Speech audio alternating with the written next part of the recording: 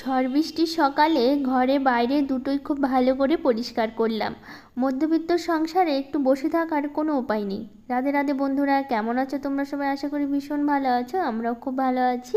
আজকে শনিবার, তোমাদের সাথে নিয়ে আজকের ব্লগটা শুরু করছি, সাথে থাকো, খুব ভালো লাগবে। আজকে বিছানা গোছানো দিয়ে শুরু করলাম। আর বিছানায় দেখতে পেলে না যে বেড কভারটা ভাঁজ করে রাখলাম, ওটা তো বিছানায় বিছাই, তো ওটা কেন ভাঁজ করে রাখলাম বলো তো? রাত্রেবেলা এত ঝড় বৃষ্টি, তো তোমরা কালকেই তো ভিডিওতে দেখেছো, ব্লগে দেখিয়েছি ঝড় বৃষ্টিতে কি অবস্থা করেছে গাছগুলোতে। মানে গাছগুলোর কি অবস্থা হয়েছে, আমার ভেঙে চুরে সব শেষ করে দিয়েছে একদম। তো রাত্রেবেলা তো প্রচণ্ড ঠান্ডা লাগছিল, মানে একটু ফ্যান চালাচ্ছে তাও ঠান্ডা লাগছে, আর ফ্যানটা অফ করছি তো গরম লাগছে, মানে এরকমই চলছিল। আর এই ঘরে যে কাঁথা দুটো আছে, মানে একটা কাঁথা তো এই ঘরে থাকতো, আর একটা কাঁথা ওই বড় ঘরে ছিল, ওই দিককার বড় ঘরটাতে। তো আজকে কি করে, কালকে কি হয়েছে বলো তো, এই ঘরে যে কাঁথাটা ওই ঘরে নিয়ে যাওয়া হয়েছিল আর কি। মানে কালকে আবার ওই ঘরে একটু সন্ধ্যার দিকে ছিলাম, তো একটু ঠান্ডা ঠান্ডা লাগছিল, আর ফ্যান না চালালে তো মশা ধরছে খুব। তো ফ্যান চালিয়েছিলাম, আর এই ঘরে কাঁথাটা ওই ঘরে নিয়ে গেছিলাম। তো তিনজনে মিলে এমনি একটু সন্ধ্যাবেলা বসে গল্প করছিলাম, কাঁথাটা একটু গায়ে ছিল। তো রাত্রেবেলা শোয়ার সময় ওই ঘরেই কাঁথাটা রয়ে গেছে, আর রাত্রেবেলা নিয়ে আসা হয়নি। আর একদমই খেয়াল ছিল না যে কাঁথাটা নিয়ে আসি, রাত্রে তো আবার ঠান্ডা লাগতে পারে। আর যে বৃষ্টি হচ্ছে, সারা রাত তো বৃষ্টি হয়েছে, আর সকালবেলা এখন একটু বৃষ্টিটা থেমেছে আর কি। তো কাঁথাটা আনতে ভুলে গেছি। তখন কি করেছি, ওই রাত্রেবেলা এত ঠান্ডা লাগছিল, তখন ঘরে এই যে বেড কভারটা ছিল আলমারিতে, ওটাই বের করে তখন গায়ে দেওয়া হয়েছে। মানে ওই ঘরে আর যাওয়া হয়নি কাঁথাটা নিয়ে আসার জন্য। তো যাই হোক, ঘরের বাইরে ঝাড় দিচ্ছি এখন, মানে ঘরের ভিতরটা তো হয়ে গেল পরিষ্কার, এখন ঝাড় দিচ্ছি বাইরে। আর প্রচুর বৃষ্টি হয়েছে আমাদের এখানে, আর এই পাতাগুলো যে ফুলগুলো আছে না, ওগুলো একদম আটকে আটকে যাচ্ছে জানো তো। তো মানে একদম এই ঝাঁটাটা দিয়ে হচ্ছিল না, যেহেতু ঝাঁটাটা বড় না, আর নরম হয়ে গেছে আগাটা, মানে নরম। তো সেই জন্য ঝাড় দিতে খুব অসুবিধা হচ্ছিলো, মানে পাতাগুলো একদম আটকে যাচ্ছিলো, একদমই যাচ্ছিল না। তো সেই জন্য আগের যে ছোট ঝাঁটাটা ছিল সেটা নিয়ে আসলাম। তো ভাবলাম এটা দিয়ে ঝাড় দিই, এটা দিয়ে ঝাড় দিলে না পাতাগুলো খুব সুন্দরভাবে চলে যাচ্ছিলো, মানে আটকে থাকছিল না আর কি। আর বড়টা দিয়ে খুব অসুবিধা হচ্ছিলো, ওটা দিয়ে না মানে আটকে থাকছে, তখন আর পাতাগুলো আর সরছিল না, হাত দিয়ে তুলে তুলে ফেলে দিতে হচ্ছিলো। তো সেই জন্য ছোটোটা দিয়ে করলাম না, তখন খুব সহজেই কাজটা হয়ে গেল। তো এখন এই ঘরের সামনে একটু জল দিয়ে দিচ্ছি, আর এত পরিমাণ বৃষ্টি, এখন তো মনে হচ্ছে যে বৃষ্টি নেই, কিন্তু ওই 9টার দিকে না এত পরিমাণে বৃষ্টি হয়েছে, কি বলবো তোমাদের। তো এই যে দেখো গাছগুলো, বেগুন গাছগুলো এখনও তো ঠিকই আছে। তো জানি না কী হবে গাছগুলো, পরবর্তীতে রোদ্র ওঠার পর তখন মারা যাবে কি না, না বেঁচেই থাকবে। বেঁচে থাকলে তো ভীষণ ভালো লাগবে। তো গাছগুলোর জন্য প্রচণ্ড কষ্ট হচ্ছিলো আর কি, মায়া লাগছিল। কালকে তো ব্লগে দেখেছো তোমরা, তোমাদেরও খারাপ লেগেছে আমি জানি। তো যাই হোক, সেই স্নান করে পুজো সেরে ফুল তুলতে, তো দেখলেই ফুল তুলে নিলাম। তো স্নান সেরে পুজো করে, আজকে তো শনিবার নিরামিষ, তো আজকে করব হচ্ছে পনির করব। দাঁড়াও তোমাদের আমি দেখাচ্ছি কী কী সবজি কেটে রেখেছি। তো এই যে পনিরটা দেখো, আর এই যে আলু পটল দিয়ে আজকে পনিরটা করব। আর আমাদের বাগানে একটু পুঁই শাক হয়েছিল, ওখান থেকে দুটো ডাল নিয়ে আসা হয়েছে, আর সব সবজি দিয়ে একটু পুঁই শাক দিয়ে করব। আর মুগের ডাল করেছি, ওটা তো ফোড়ন দিলাম, তো ওটা ডালটা নামিয়ে নিয়েছি। এখন দুদিকে দুটো কড়াইতে দিয়ে দিয়েছি, একটাতে পনির করব, আর একটাতে করব হচ্ছে সবজিটা করব আর কি। তো পনিরটা প্রথমে ভেজে তুলে নিলাম, এখন সবজিটা দিয়ে দিচ্ছি। এখানে 5 ফোড়ন আর শুকনো লঙ্কা ফোড়ন দিয়েছি, সবজিতে তো 5 ফোড়নই দিতে হয়।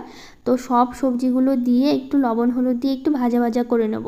আর বাগানে পুঁই শাকটা হয়েছিল অনেক দিন আগে থেকে, যখন ওই কুমড়ো গাছ লাগিয়েছিলাম তখন থেকেই তো পুঁই শাকটা ছিল। তো কুমড়ো গাছগুলো তো সব তুলে ফেলে দেওয়া হলো, তোমরা তো দেখেছোই, তোমাদের বলা হয়েছে আগেই। তো ওই পুঁই শাকগুলো ছিল, তখন আর খাওয়া হয়নি। তো আজকে ভাবলাম যে পুঁই শাক দুটো কেটে নিয়ে আসি, তো ভিডিও করা হয়নি। তো পরে কেটে একদম বেছে তারপর এখন রান্না করছি। তো সবজিটা দেখো ভাজা ভাজা করে নিয়ে একটু আদা বাটা দিয়ে দিলাম। আর সবজিতে না একটু আদা বাটা দিলেই হয়ে যায়, আর কোনো কিছু লাগে না যখন কোনো মিক্স সবজি করি। একটু জিরের গুঁড়ো দিয়েছি আমি, কিন্তু না দিলেও হয়, একটু আদা বাটা দিলেই যথেষ্ট, আর একটু হালকা একটু মিষ্টি থাকবে, তো ব্যাস একদম সুন্দর জমে যাবে রান্নাটা। তো ওইদিকে পনিরটা বসিয়ে দিয়েছি, পাশে ফুটছে, আর এইদিকে আমি সবজিটা করছি। তো একটু জিরের গুঁড়ো দেবো, আর একটু ধনিয়ার গুঁড়ো, তো এগুলো তো কড়াই আছে মশলাগুলো, তো ওটা একটু একটু দিব। তো জিরের গুঁড়োটা না শেষ হয়ে গেছে, একটু ছিল, তো ওটা একদম ঢেলে দিয়ে দিলাম, আর একটু ধনিয়ার গুঁড়োটা দিয়ে দিলাম। আর এখন দেবো একটু সামান্য একটু চিনি। আর আজকে কি কাণ্ড ঘটেছে জানো তো, যখন বৃষ্টি পড়ছিল, বাবান এদিকে রেডি হয়েছে স্কুলের জন্য, একদম 9:30 থেকে বৃষ্টি, 9:30 না 9টা থেকে এত পরিমাণ বৃষ্টি, মানে ঝমঝমিয়ে এত বৃষ্টি এসে কি বলবো তখন। আর সেই 1 ঘন্টা ধরে 10টা পর্যন্ত বৃষ্টি হতেই আছে। আর থামার নাম নিচ্ছে না। তো বাবান তো এইদিকে রেডি হয়ে বসে আছে, স্কুলে যাবে। কালকেও স্কুলে যেতে পারেনি, কারণ কালকেও বৃষ্টি ছিল, কালকে তো শুক্রবার ছিল, কালকেও স্কুলে যেতে পারেনি। তো সেই কি মন খারাপ, আর ওর স্কুল যাওয়ার জন্য প্রচণ্ড ভালোবাসে জানো তো। মানে এখানে একা একা থাকে তো, কোনো মানে বন্ধু নেই খেলার মতো। বাড়িতে আমাদের সাথে খেলাধুলা করে, বাইরেও বেরোয় না সেরকম। আর স্কুলে গিয়ে একটু বন্ধু পায়, ওর ভীষণ ভালো লাগে তখন বন্ধুর সাথে মিশতে, গল্প করতে। তো সেই জন্য আর ওই বাড়িতেও থাকতেই মন চায় না ওর, মানে ও রোজ দিন ওকে স্কুলে যেতে হবে। তো আজকেও ভীষণ মন খারাপ করছিল, তো একদম 10:30টার দিকে বাড়ি থেকে বেরিয়েছে আজকে জানো। রোজ তো 10টার মধ্যে বেরিয়ে যায়, আজকে শুধুমাত্র ওর স্কুলে যাওয়ার জন্য 10:30টার দিকে বেরোনো হয়েছে। তো যেহেতু কাছাকাছি স্কুল, অসুবিধা হয়নি, কিন্তু বাবানের ব্যাপারে একটু লেট হয়েছে ওর স্কুল যেতে। কিন্তু বাবানের টাইমটা ঠিকই ছিল, কিন্তু বাবানের ব্যাপারে একটু লেট হয়ে গেছে। তো এদিকে রান্নাবাড়ি সব করে নিয়েছি, এখন রান্নাঘরটা পরিষ্কার করছি। পরিষ্কার করে তারপর একটু বিছানাগুলো পরিষ্কার করবো। সকালবেলা তো তোমাদের সেরকমভাবে দেখানো হলো না, মানে সেরকমভাবে দেখানো বলতে করা হয়নি আর কি। তো আজকে দেখো এই রান্নাবাড়ি শেষ করার পর একটা পার্সেল আসলো, তোমাদের এর আগে বলেছিলাম মনে আছে কিনা জানি না, যে আমার একটা ঘর ঝাড়ার জন্য আমি অর্ডার দিয়েছি ফ্লিপকার্টে বলছি, মিশোতে। তো মিশো থেকে এসছে আর কি, মানে দেওয়ালটা ঝাড়বো আর কি। দেওয়ালটা ঝাড়ার জন্য কিছু, মানে ঝাঁটা দিয়ে তো ঝাড়তাম, আর ঝাড়ুটাও ছোট হয়ে গেছিলো। তো ভাবলাম যে একটা দেওয়াল ঝাড়ার জন্য একটা কিছু মানে অর্ডার দেয় আর কি। তো এটার আমি নামটা ঠিক জানি না, কী নাম বলবো আমি নিজেও বুঝতে পারছি না। তো যাই হোক, একটা লাঠি বলে আমি বলে দিচ্ছি। তো এই লাঠিটা নেওয়া হয়েছে, তো তোমাদের সাথে একটু শেয়ার করছিলাম, মানে আজকে আমি দেওয়ালটা ঝাড়বো না, তো তোমাদের সাথে একটু শেয়ার করে দেখাচ্ছিলাম যে কেমন হয় আর কি।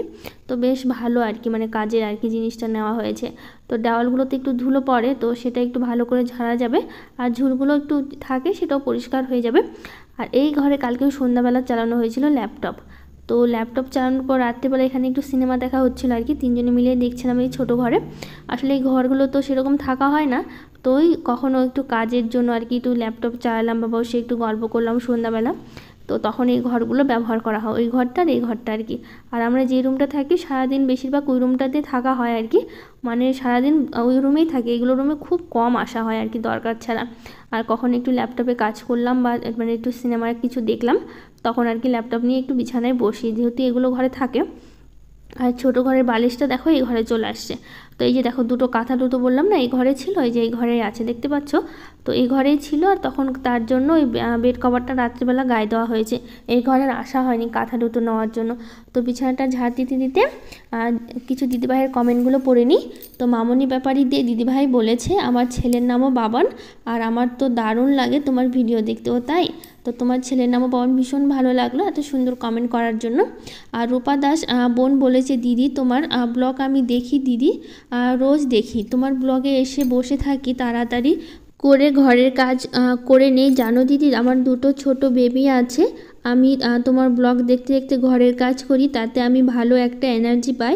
আর তুমি সব কাজ এত সুন্দর করে পরিপাটি করে করো, আমার চেষ্টা করি সেইভাবে থাকার, কিন্তু হয়ে ওঠে না, কি করব বলো। তো তুমি দুটো বেবি নিয়ে কাজ করছো, এটাই অনেক গো। আর তোমার বেবি দুটাকে অনেক অনেক ভালোবাসা দিও, আমার তরফ থেকে অনেক অনেক আদর দিও। আর নাম দুটো অবশ্যই কিন্তু জানাতে ভুলো না, তোমার বেবি দুটোর কী কী নাম রেখেছো। আর অনেক ভালোবাসা দিও বেবি দুটোকে।